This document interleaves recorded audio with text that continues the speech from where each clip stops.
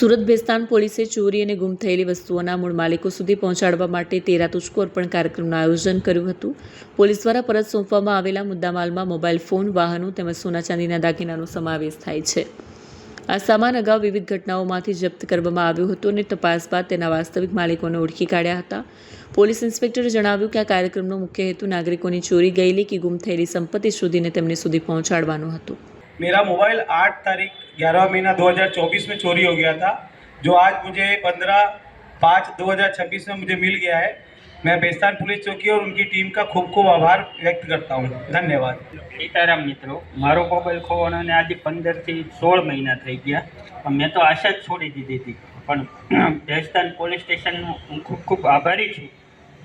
तेना माटे एनी मेहनतना कारणे मोबाइल पाछो आव्यो मारो। तात्कालिक पोलीस स्टेशन આવી જાઓ। પોલીસ સ્ટેશન અમે IR પોર્ટલ પર ચડાવી દઈશું એટલે એનાથી જ્યારે પણ મોબાઈલ ચાલુ થાય તાત્કાલિક કઈ જગ્યાએ ચાલુ થયું છે ને એનાથી તમારો મોબાઈલ તમારા જોડે પરત પહોંચી જશે।